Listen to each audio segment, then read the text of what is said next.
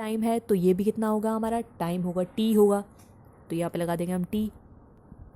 b और c यानी कि b c, ये है हमारा b और c। b और c यानी कि velocity, final velocity minus initial velocity is equals to B C. तो यहाँ पर आ जाएगा final velocity minus initial velocity, हम बी सी की जगह ये लिख सकते हैं, प्लस ए ओ, यहाँ पर है हमारा ए ओ, तो ये क्या है हमारा इनिशियल वेलोसिटी है, ये भी हमारा, ये हमारा ए है, ये हमारा ओ है, तो ये हमारा इनिशियल वेलोसिटी, तो U O D, O D, T है, ठीक है, यू टी। यहाँ तक क्लियर है। फिर उसके बाद क्या आ जाएगा हमारा, उसके बाद हमारा ऐसे आ जाएगा कि इसको हम खोल देंगे, इसको हम खोल देंगे, इसको अलग से मल्टीप्लाई कर देंगे, ये हमारा अलग रह जाएगा, ये अलग हो जाएगा, यू टी, ये हमारा आ गया हाफ टी, हाफ और T into V minus U, ये अलग हो गया, ठीक है।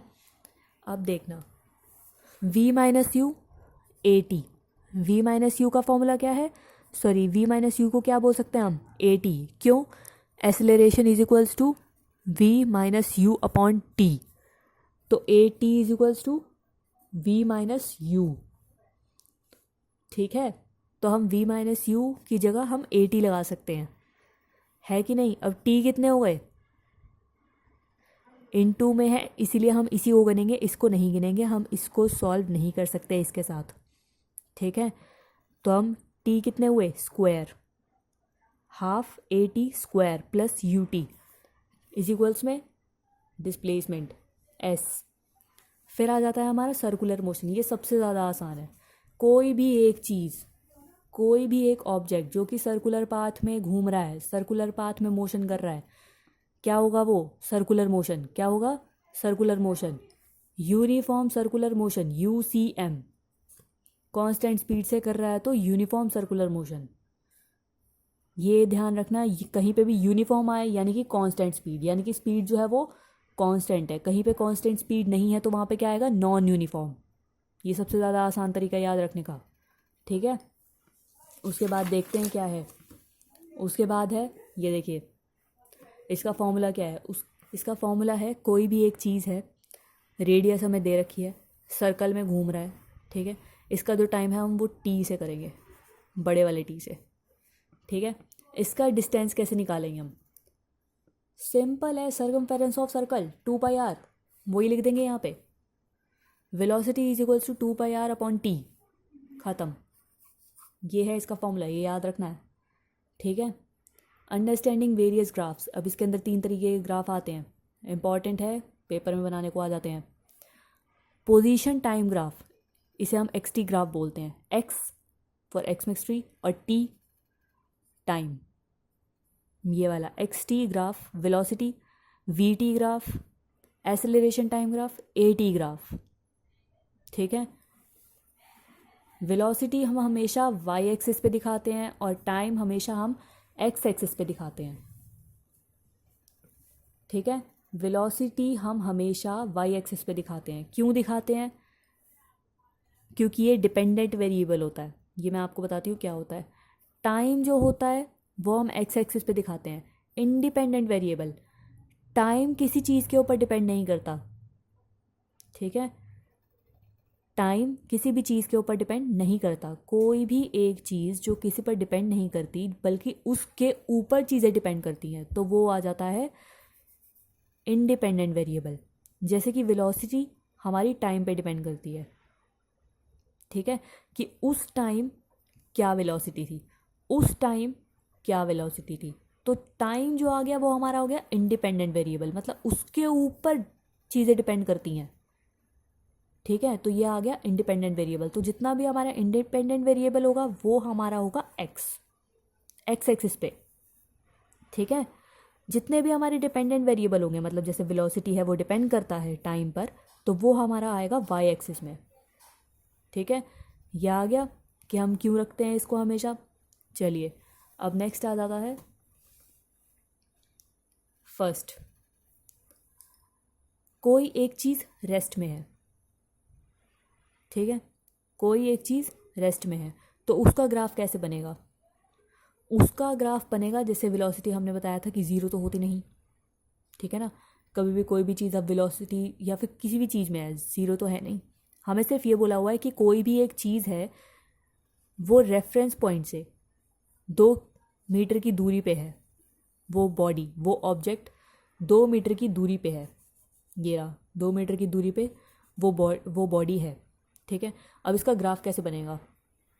ये रहा 2 मीटर, यहाँ पर है, चाहे वो 1 है, 2 है, 3 है, मतलब ये टाइम है, पहला घंटा, दूसरा घंटा, तीसरा घंटा, कितने भी घंटे हो जाए, ठीक है, 1 आवर, 2 आवर, 3 आवर्स, कितने भी हो जाए, वो बॉडी रेस्ट में है सेम पोजीशन पे, तो यानी कि कांस्टेंट, ठीक है। इसमें वेलोसिटी क्या आएगी हमारी? ज़ीरो। वेलोसिटी क्या आएगी हमारी? ज़ीरो, क्योंकि वो तो चेंज नहीं हो रही ना, ठीक है। उसके बाद आ जाएगा हमारा यूनिफॉर्म मोशन। यूनिफॉर्म मतलब स्पीड का चेंज ना होना, ठीक है।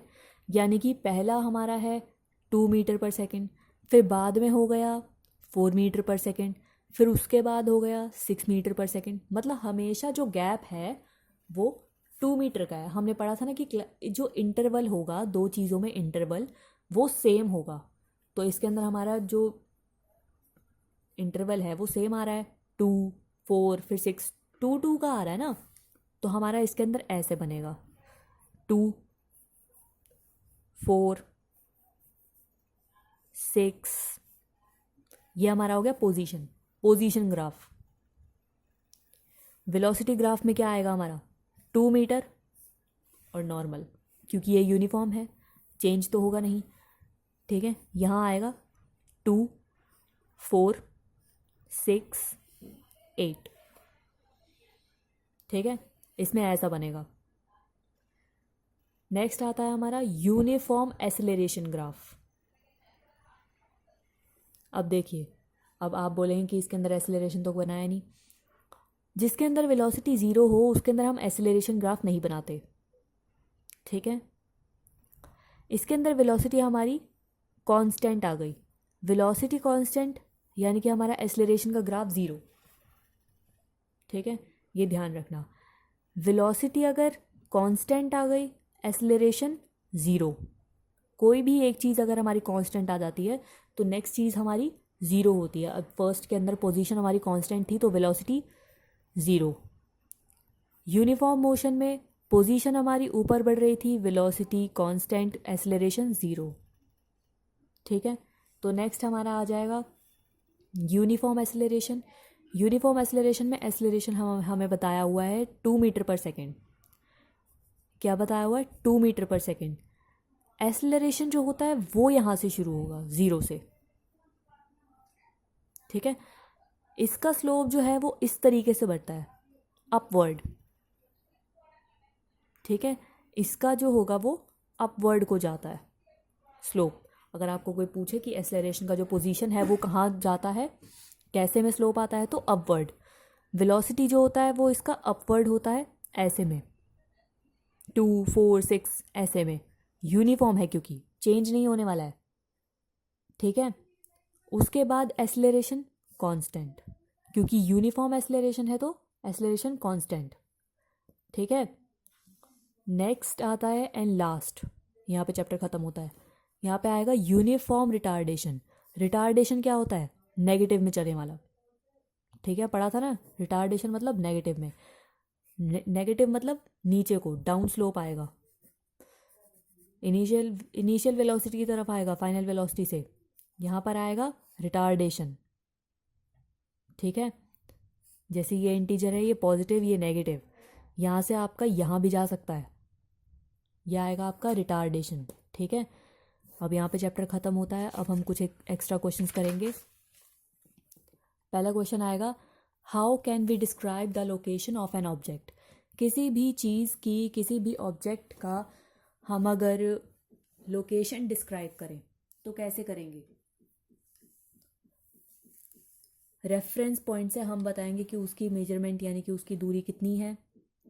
फिर ये बताएंगे कि कौन सी डायरेक्शन में है, तभी हम पोजीशन बताएंगे ना। मिस्टर एक्स के हाउस वाला हमने एक बहुत बड़ा सा एग्जांपल पढ़ा था, वो आ जाएगा इसके अंदर, आप एग्जांपल में वो लिख सकते हो। नेक्स्ट आ जाएगा हमारा what is the difference between uniform and non uniform velocity. Uniform जिसके अंदर हमारी कांस्टेंट स्पीड रहती है, नॉन यूनिफॉर्म कांस्टेंट स्पीड नहीं रहती है। यूनिफॉर्म इसके अंदर हमारा एक्सेलरेशन जो है वो हमारा ज़ीरो होता है। नॉन यूनिफॉर्म इसके अंदर हमारा एक्सेलरेशन ज़ीरो नहीं होता है, वो हम इसके अंदर लिख सकते हैं। ठीक है, इसके अंदर मैंने आपको पीछे पढ़ाया था, ये आप पूरा लिख सकते हैं। फिर उसके बाद differentiate between distance and displacement. Distance और डिस्प्लेसमेंट में क्या होता है ये भी मैंने आपको बताया था, ये दो मेन है, इन दोनों में ध्यान दीजिएगा। उसके बाद नेक्स्ट आ जाता है हमारा with the help of graph. ऐसे अलग से क्वेश्चन आएगा आपको, ठीक है, कि ग्राफ की मदद से आप बताइए कि ये मतलब ये प्रूफ कीजिए आप। ठीक है, ये मैंने आपको करवा दिया है, ये आप ध्यान से और ढंग से करके आना।